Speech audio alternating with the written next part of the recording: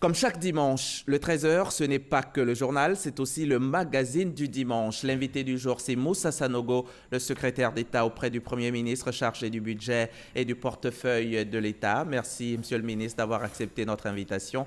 Je vous propose tout d'abord de suivre cet élément vidéo signé Cheikh Koné et Kader Sogodogo. En 2017, l'enquête sur le budget ouvert réalisée par International Budget Partnership classait la Côte d'Ivoire au 86e rang sur 115 pays évalués. Dans ce classement, le pays obtient un score de 24 points sur 100, un score peu honorable à raison de l'impossibilité au grand public de participer au processus budgétaire. Pour rectifier le tir, le gouvernement ivoirien prend des engagements dans le cadre de l'initiative Open Government Partnership, entendez Partenariat pour un gouvernement ouvert, un organisme international de promotion de la transparence dans l'action publique. Le but principal de cet engagement est d'élaborer un budget citoyen. Mais c'est quoi un budget citoyen et à quoi renvoie ce concept? Le budget de l'État, c'est une traduction chiffrée de la politique économique et sociale du gouvernement. C'est donc un instrument privilégié de la mise en œuvre des actions du gouvernement qui visent prioritairement à l'amélioration des conditions de vie des populations. Cependant, ces dernières ne s'intéressent pas toujours au budget de l'État, soit parce qu'il est techniquement assez complexe, ce qui ne favorise pas l'assimilation et l'appropriation. Le gouvernement a donc initié de produire un document additionnel qui va traduire de façon synthétique, dans un langage accessible, à toutes les couches de la population. C'est ça le budget citoyen. Autrement dit, les populations ivoiriennes auront désormais la possibilité de mieux comprendre le budget de l'État dans un document simplifié qui leur expliquera le processus budgétaire, la collecte des ressources et leur utilisation. Ce projet démarre en 2019. À la fin du premier trimestre, le budget citoyen sera validé et mis en ligne sur le site du secrétaire d'État auprès du Premier ministre chargé du budget du portefeuille de l'État. Ainsi, toute la population, tous les citoyens pourront avoir accès à ce document. Le budget citoyen se positionne ainsi comme un outil pour l'amélioration de la bonne gouvernance et le renforcement de la transparence budgétaire. Une première en Côte d'Ivoire. Mais le gouvernement ne s'arrête pas là. La preuve, la Côte d'Ivoire se prépare à passer du budget par moyen au budget programme ou encore le budget par objectif, qui est un budget élaboré, présenté et voté sous forme de programme regroupant l'ensemble des actions répondant à un objectif de politique publique au bout duquel des résultats clairs sont prédéfinis. Cette nouvelle donne fait partie des directives communautaires adoptées par l'UEMOA pour renforcer la gestion des finances publiques au sein des 8 États membres. Notons que le budget citoyen est un des leviers du budget programme ou encore appelé le budget par objectif. Alors, Monsieur le ministre, bienvenue encore sur notre plateau. Merci. On l'a entendu dans l'élément, votre collaborateur, Monsieur Adopo, Fiacre Adopo, le directeur des politiques, l'a un petit peu défini, mais dites-nous de façon simplifiée, c'est quoi le budget citoyen? Oui, je crois que le directeur de synthèse budgétaire a fait une belle présentation. Vous savez, le budget citoyen, c'est un document qui permet à monsieur tout le monde de lire de façon très simple le budget, de savoir quelles sont les sources de financement du budget de l'État, et aussi de savoir comment est-ce que l'État utilise ses ressources pour la dépense publique, la construction de routes, des écoles, le paiement des salaires et toutes les dépenses de l'État. Savoir un peu, en gros, comment est-ce que le document qui est adopté en son nom, comment est-ce que les ressources sont levées et utilisées en son nom. Et qu'est-ce qui a conduit le gouvernement à adopter un tel système? Alors, c'est d'abord la volonté d'améliorer la transparence. La transparence budgétaire exige quand même que les citoyens sachent un peu ce que les différentes autorités utilisent, la façon dont elles utilisent les ressources. Mais c'est également aussi la volonté d'être en ligne avec les normes internationales, parce que dans des pays un peu plus avancés économiquement que nous, ce type de document existe, et il est important quand même que nous puissions nous aussi être en ligne avec ces différents États-là. Le budget citoyen, c'est donc différent du budget programme, du budget également par objectif. Oui, effectivement. En fait, le budget citoyen, lui, est une simplification, une synthétisation du budget mis à la disposition du citoyen. En revanche, le budget programme est une autre façon de présenter et de définir le budget à comparaison avec le budget des moyens. Alors, le budget de programme, c'est un budget d'abord qui va se caractériser par le fait qu'il s'étend sur plusieurs années, en général 3 ans, alors que nous avons aujourd'hui des budgets de moyens qui sont définis pour 1 année. La seconde chose, c'est que les ressources sont mises en place pour des programmes. Et donc, on va dire la supervision de l'utilisation de la ressource affectée au programme est plus forte et mieux faite que quand il s'agit d'un budget de moyens. Je donne un exemple. Nous mettons, disons, 100 milliards à la disposition de tel ministère pour l'entretien routier. En cours de route, il peut se trouver que certaines difficultés peuvent faire que la ressource peut être affectée à une autre situation qu'on considérerait urgente ou tout ce que vous voulez. Avec le budget du programme, ça va être plus difficile parce que lorsque l'État a dégagé de la ressource, c'est pour un programme donné et il va falloir faire le nécessaire pour atteindre les objectifs liés à ces programmes-là. Et le responsable du programme devra en rendre compte pour qu'on s'assure que tous les francs qui ont été dégagés ont été utilisés à bon escient. Alors, de quel mécanisme dispose le citoyen pour connaître le budget qui est alloué de façon générale et surtout le budget alloué à sa zone à lui et qu'est-ce qui doit être fait chez lui? Alors, les mécanismes sont divers et variés. Vous avez d'abord la représentation nationale. Le citoyen a un député qui le représente à l'Assemblée. Il peut à tout moment l'interpeller pour avoir les détails du budget. Vous avez ensuite les services administratifs dans la Direction générale du budget des finances, en particulier des unités comme la CELIOP, où le citoyen peut également avoir des informations sur le budget. Mais enfin et surtout, c'est pour moi ça le plus important, c'est que le budget est en ligne. N'importe quel citoyen aujourd'hui, en allant sur le site du ministère du budget, a le budget de l'État de Côte d'Ivoire. Mieux, vous avez tous les 3 mois la situation de l'exécution du budget qui est disponible auprès de tous les citoyens. Et vous avez encore d'autres informations comme la situation des passations des marchés publics et tout ça. Donc le citoyen peut à tout moment s'informer de la façon dont le budget est exécuté. D'accord, Monsieur le ministre, qu'est-ce qu'on peut retenir de l'année 2018 au niveau de votre département? Ben, écoutez, ça a été une année qui a été marquée par beaucoup de défis parce qu'on n'a pas eu toujours une conjoncture très facile. Mais nonobstant cela, nous avons poursuivi, et de façon générale, notre pays a poursuivi sa marche vers l'avant. Alors, ça a été une année où d'abord nous avons respecté le niveau de déficit budgétaire arrêté avec le Fonds monétaire international. Alors, ça peut ne pas parler à monsieur tout le monde, mais vous savez, un État qui est capable de respecter ses engagements en matière budgétaire, c'est un État qui fait la preuve de son sérieux et à partir qui permet ainsi d'avoir de meilleures relations avec les investisseurs internationaux. Nous avons également poursuivi les travaux en matière de dématérialisation des opérations de passation des marchés publics. J'ajouterai également l'institution d'un mécanisme d'évaluation des DAF. C'est une réforme très importante puisque ça doit nous permettre d'aller un peu plus loin dans la bonne gouvernance. Je citerai également d'autres éléments comme les scanners qui ont été déployés aux frontières et c'est un programme qui va se poursuivre. Nous faisons aujourd'hui une interconnexion des systèmes douaniers avec des pays voisins comme le Burkina, comme le Ghana. J'ajouterai également le suivi des entreprises publiques. Là-dessus, il y a toute une batterie d'indicateurs qui ont été définis pour qu'on suive au mieux les résultats des entreprises publiques pour nous assurer que nous pouvons dégager de la ressource qui permettra également de desserrer les contraintes financières de l'État. En tout cas, c'est plusieurs domaines qui ont été abordés et surtout nous allons aller beaucoup plus loin en matière de digitalisation des opérations de l'administration. Et parlez-nous un peu plus de l'évaluation des DAF. Vous venez de l'évoquer. De quoi il s'agit?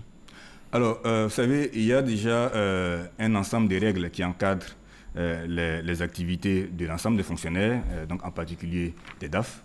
Donc, on appellera ça, entre guillemets, des incitations négatives.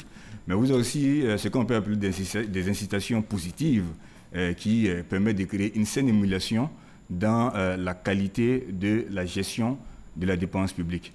Alors, quelles sont les dispositions qu'on prend pour éviter, par exemple, que certaines dettes de l'État apparaissent dans le cadre des relations avec les opérateurs économiques? Comment est-ce qu'on prend les dispositions pour que la qualité du service fait soit assurée? Comment est-ce qu'on s'assure que les procédures budgétaires sont bien respectées et faites de façon diligente? Alors, ce sont autant d'éléments qui vont faire l'objet d'évaluation pour chacun des DAF de tous les ministères du pays pour qu'on puisse assurer que les choses vont dans le sens que nous souhaitons. Monsieur le ministre, les recettes des impôts ont atteint l'année dernière les 2000 milliards de recettes. Oui. C'est inédit. Oui. Qu'est-ce qui explique cette performance? Comment vous avez réussi? Quelle a été votre recette à vous, justement, pour y arriver? Ben, écoutez, c'est d'abord la qualité de notre politique économique. Vous savez qu'on n'excède pas 2000 milliards par hasard. C'est bien parce que nous avons une politique économique de qualité qui permet la création de richesses que l'administration fiscale arrive à lever suffisamment de ressources. Mais il n'y a pas que ça. Vous devez avoir une administration qui soit également performante en matière de regroupement de ressources. Et là-dessus, ce sont toutes les diligences que nous avons définies pour nous assurer que l'administration fiscale travaille au mieux, que les contrôles fiscaux se font de la meilleure des façons, et surtout la question de la digitalisation. Voilà, que nous sortions de plus en plus de tout ce qui est manipulation humaine pour qu'on aille vers le tout électronique de façon à ce que la collecte des impôts se fasse au mieux. Êtes-vous autant fier des performances des autres régies? Oui, non, je suis également fier des performances des autres régies. Vous savez, par exemple, l'administration douanière a eu des difficultés liées à la conjoncture. Vous savez, le prix du cacao n'est plus ce qu'il était il y a 2 ans. En 2017, il a baissé de 35% d'une année à l'autre. Je crois que ça permet de saluer la qualité de la gestion économique de notre pays. Parce qu'il faut se souvenir qu'à la fin des années 80, nous avons connu un choc pareil. Et ça a entraîné quand même des difficultés fortes économiques. Mais aujourd'hui, nous sommes capables d'encaisser un choc d'une baisse de 35% d'une année à l'autre des prix de notre matière première d'exportation, sans pour autant que le pays ne traverse des difficultés importantes. Ça mérite d'être salué. Et donc c'est pour ça que je suis également très satisfait de ce qui s'est passé en matière de résultats au niveau de l'administration douanière, mais même aussi au niveau des entreprises publiques. Les choses se passent extrêmement bien. Monsieur le ministre, il y a quelques années, le budget de la Côte d'Ivoire s'élevait à 3 000 milliards, après 4 000, 5 000, 6 000. Aujourd'hui, on est à plus de 7 000 milliards, 7 334,3 milliards exactement. Qu'est-ce qui explique cette hausse exponentielle? Écoutez, si l'État ivoirien est capable d'afficher un budget pareil, ça veut dire que les activités économiques s'accroissent. C'est-à-dire, au-delà de tous les discours, les débats qu'on peut faire sur la question de la croissance, c'est bien parce que nous avons une croissance forte que nous sommes capables d'avoir un budget important. Autrement, ce ne serait pas possible. La seconde chose, c'est que c'est la preuve également que nous avons une gestion macroéconomique saine, parce que c'est la qualité de notre gestion macroéconomique qui est certifiée par la qualité du programme que nous avons avec le Fonds monétaire international, qui rassure les investisseurs internationaux, les différents pays, à nous accompagner dans la levée des ressources pour pouvoir financer notre développement. Donc ce sont essentiellement ces deux facteurs la mise ensemble qui nous permettent aujourd'hui d'afficher un budget de 7 334,3 milliards et je pense que nous allons continuer ainsi pour le bonheur des citoyens ivoiriens. Et vous avez parlé de croissance forte. La Côte d'Ivoire affiche un taux de croissance en moyenne de 8% depuis quelques années. Oui. Déjà, c'est quoi la croissance? Alors, la croissance, c'est vrai que c'est un terme qui peut apparaître un peu trop savant. Alors, pour expliquer les choses simplement, prenez un seau. Dans le processus de fabrication d'un seau, on va utiliser peut-être, on va dire, des matières plastiques, on va utiliser de l'électricité, et ainsi de suite. Et tout ça, on va appeler ça des consommations intermédiaires, qui vont nous permettre d'arriver à un produit final. Le seau qui va être valorisé, on va dire, à 100 francs, là où les consommations intermédiaires ont nécessité 75 francs, par exemple. Et donc, la différence de 25 francs, c'est celle-là qui fait la valeur ajoutée. Et la croissance dans le pays, c'est la somme de toutes les valeurs ajoutées, de l'ensemble des produits de notre économie, de l'ensemble des branches d'activité. Et c'est ça qui fait la richesse qui est créée. Et qui doit être partagée. Et qui doit être partagé et qui, ma foi, n'est pas si mal partagé que cela, même si certains pensent le contraire. Oh oui, ils sont nombreux ceux qui pensent que la croissance ne se ressent pas dans les assiettes, monsieur le ministre. Oui, je crois que là-dessus, il faut regarder les choses avec détachement. Vous savez, par exemple, au niveau du secteur public, la masse salariale en 2012 était de 935 milliards. Aujourd'hui, elle est de 1720 milliards. Près du double. Le double. Alors, nous avions 170 000 fonctionnaires en 2012. Aujourd'hui, nous en avons 270 000.